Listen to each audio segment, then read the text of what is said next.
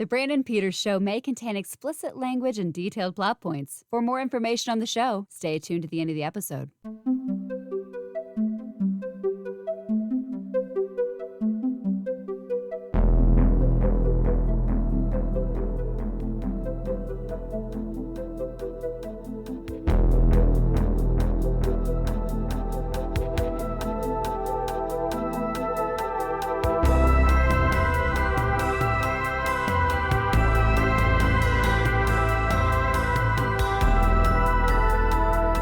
And now, here's Brandon.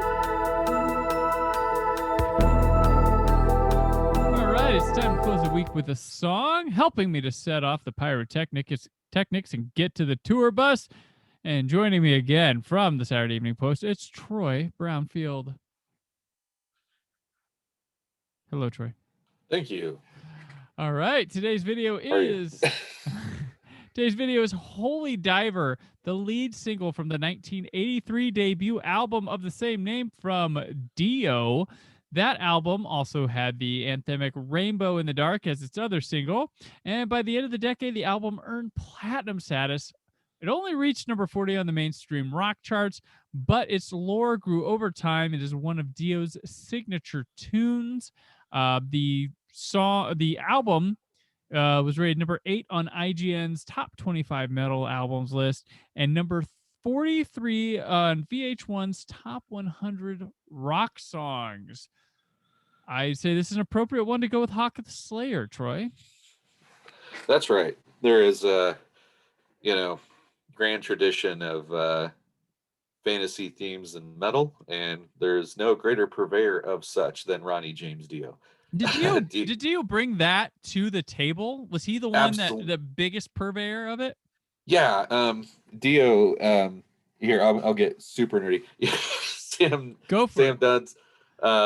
Sam Dunn is the filmmaker and documentarian that did Metal: A Headbanger's Journey documentary and the subsequent Metal Evolution series that ran on VH1. And what Dunn really did, he's a Canadian filmmaker and a super fan, and he got a lot of guys to talk for his documentaries, including Dio, prior to his death.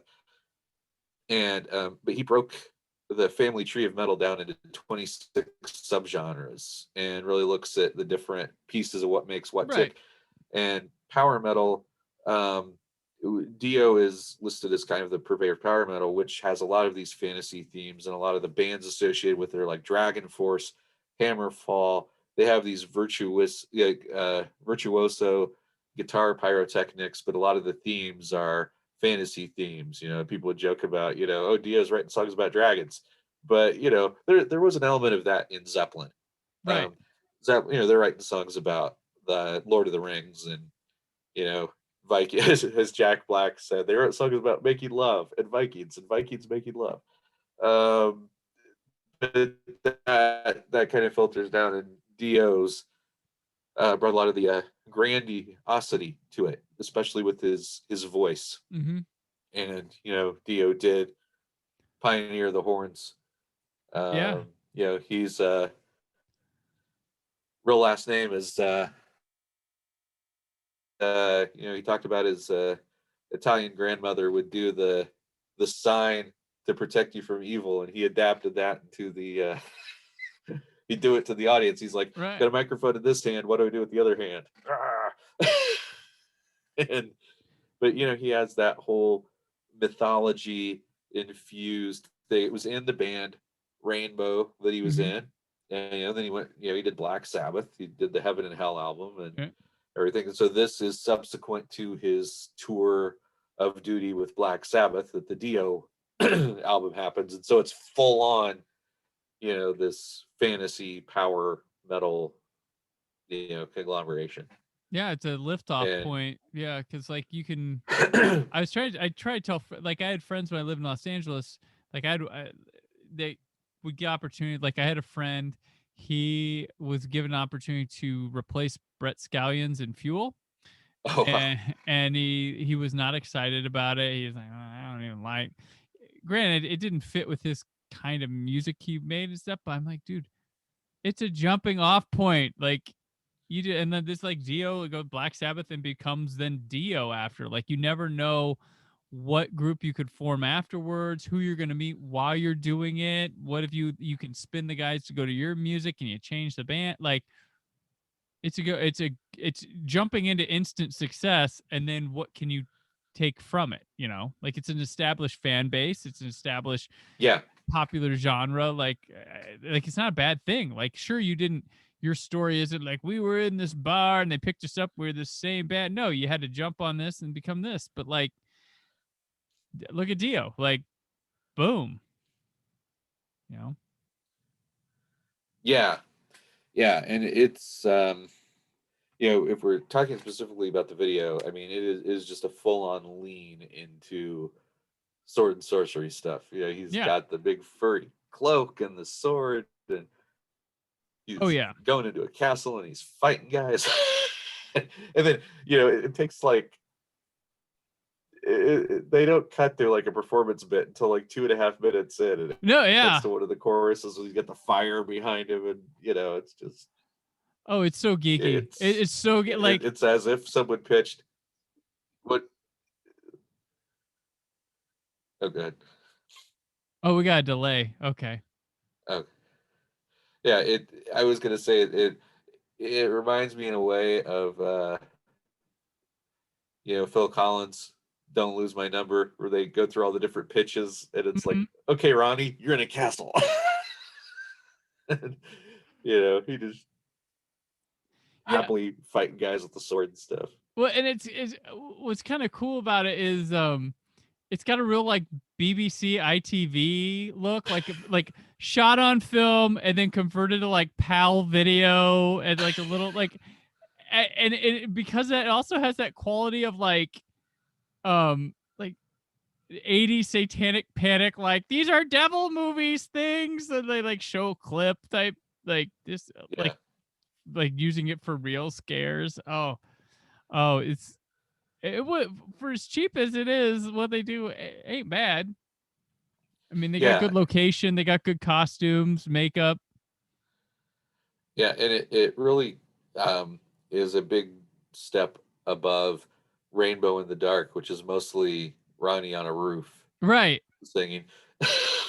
Which, for an awesome song to be underserved with a video, that is Rainbow in the Dark. But this is fun in the right way. Well, and because Dio is like chewing it up, loving this, and then I appreciate all the theatrics and like just fucking going for it with whatever you can do to pull this off. Like I think probably the most expensive thing on here was the sword. Like just like we gotta get like he's like we just gotta get the sword right and it's all gonna work. That's right. Just as long as we have a cool sword. Yeah, and I don't think like people really appreciate. He really did kind of just dress like that on stage. Yeah. Sometimes, sometimes he had these like shiny shirts that were kind of cut way down, like the big flowy sleeves and the leather. I mean, that does not look dissimilar to an outfit he might have worn on stage. Gotcha. Yeah. I mean, yeah, and this makes use of limited sets, location, costume. It feels like a journey that's just taken off, but with just this almost 5-minute video, like I want to see where this adventure goes, but we don't. Yeah, I've always felt that the Wonder Boy video by Tenacious D was informed by this, and especially Jack Black as a fan, I think that it's probably not a mistake that there's an element of this, but Dio in interviews always came off as really interesting because he seemed like just a really nice guy, and he had a great reputation among metal of like everybody really spoke highly of him, and that he was like a really good team player and supportive of the field. But it's just like an Alice Cooper where it's like, oh, this devil is like, no, he like teaches Sunday school on the weekends, like that type of guy. I saw a picture the other day of Alice Cooper with Elton John and Bertie Taupin from 1971, and then a picture of them today where they set up in like kind of the same. Where I'm like, that's amazing. These guys, and Dio, unfortunately, he died of cancer. It's terrible, but my God, what an influence. His vocal styling is incredible. And I think so, like such an influence that's still underappreciated. Like, yeah, like you should say his name before Hetfield, even almost like it's so big, but it's crazy. His register is unreal, and to the point when it's an analogy is when you use an adjective like Lynchian, people who haven't seen David Lynch movies still get what you mean by Lynchian. They get the idea. They know that there's a thing of like, oh, this is surrealism, or this is, going to be dark and quirky at the same time. If you say Dio, I think that people get that there's a particular sound associated with the Dio thing, and that he helped keep like big. Black Sabbath successful with no Ozzy, so yeah. Well, in the personnel on this album and song, guitars are Vivian Campbell, which, if you know Vivian Campbell, still playing. I mean, some of these dudes have like Vivian Campbell, a variety of bands, Def Leppard, etc. These guys are stalwarts of metal, and he worked with a lot of people that were influential players. And Vinny Appice, he would drum for him, would play on his album, and then like a number of albums, and got also in the Sabbath lineup when Bill Ward wasn't in it. So it was these strong carryovers of talent that would be drivers in other ways. Dio was never, like you said, this was not a super high charting album, and he was never super high charting. I remember like sometimes he had albums that would have big marketing pushes from them, like when he did Out Come the Wolves in like late 80s, early 90s, had a big kind of push, but it, people were interested in, I don't know if metal had become, you were either super hard or super pretty to look at. Right. At a certain point in the 80s, and he was necessarily neither. I mean, the song rocks, it's got, but he wasn't like what, say, you mentioned Metallica, like when Metallica would this same year as Ride the Lightning.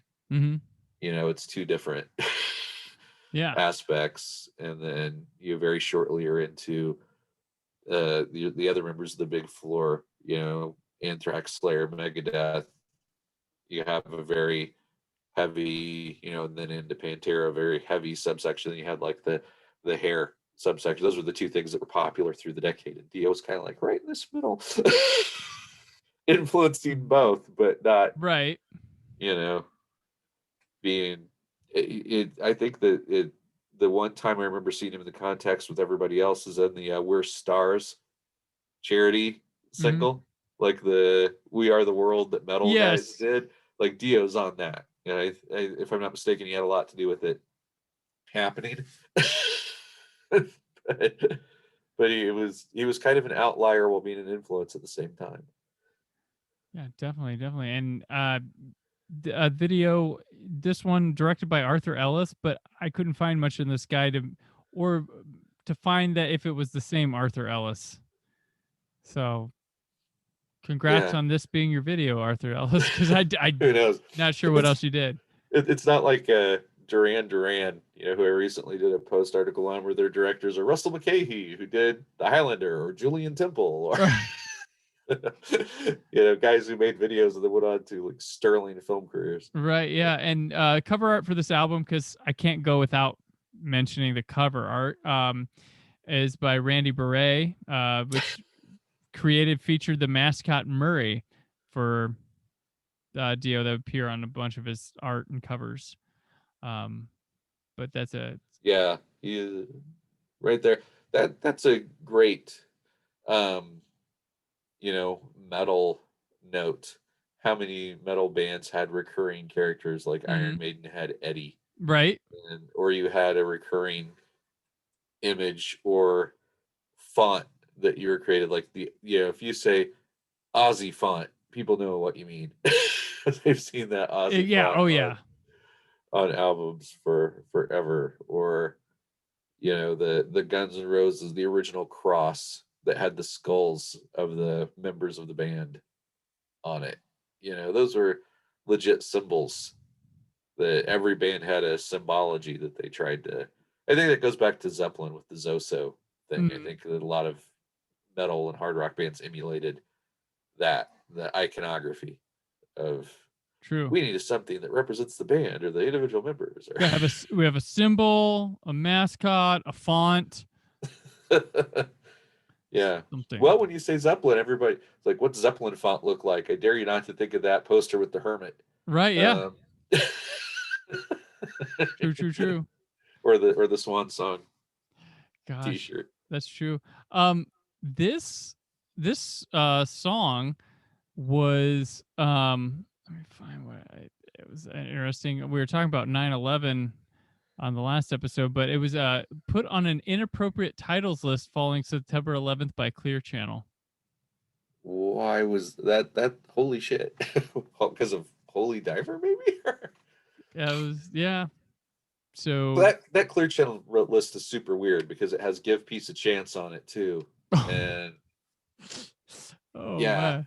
It's there's I remember that. There's a Jumper by Third Eye Blind.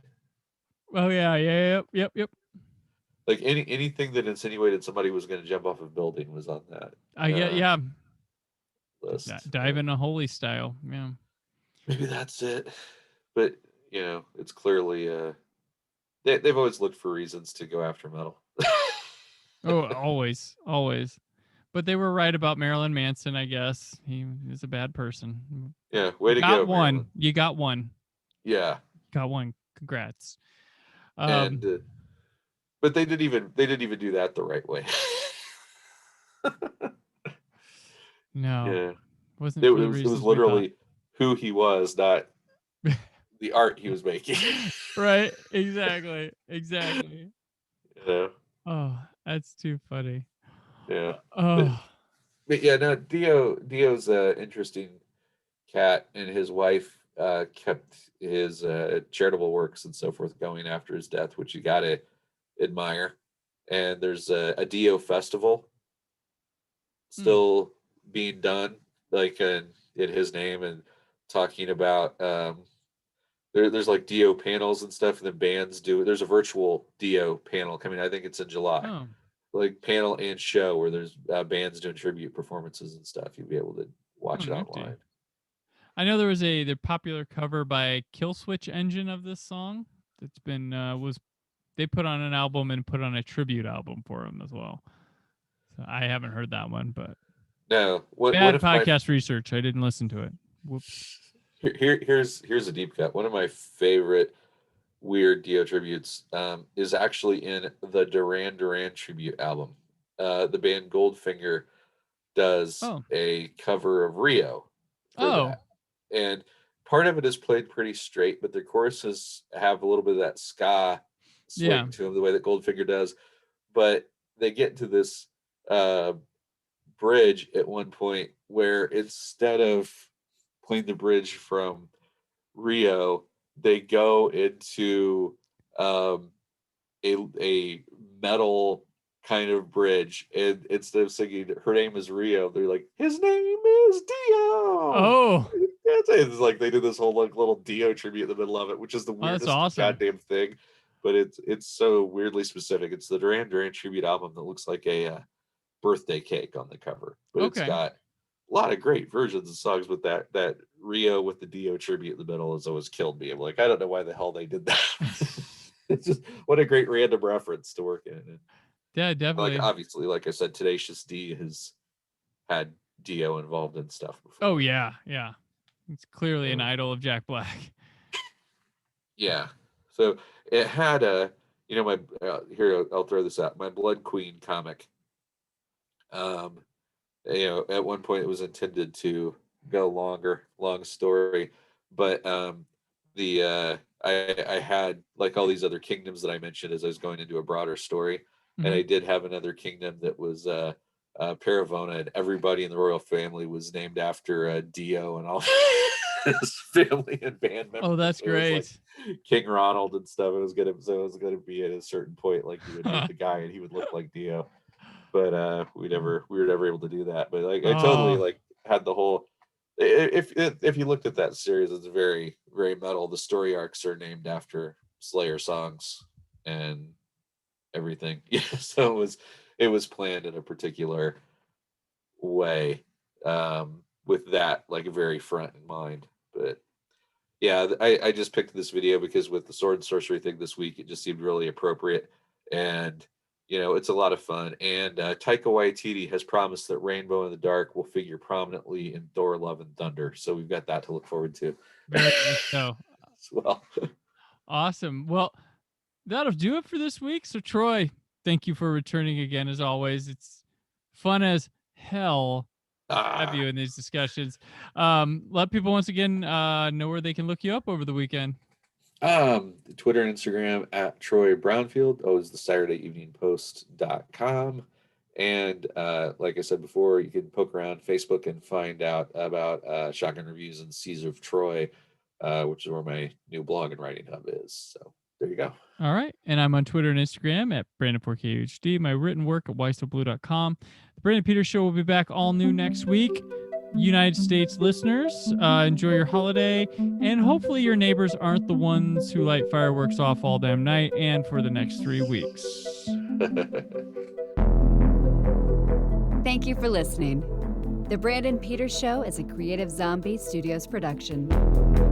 Produced by Brad Shoemaker and Brandon Peters. Written and edited by Brandon Peters. Announcer vocals by Jessica Alsman. Theme song by Metavari. Web design and show art by Brad Shoemaker with Brandon Peters.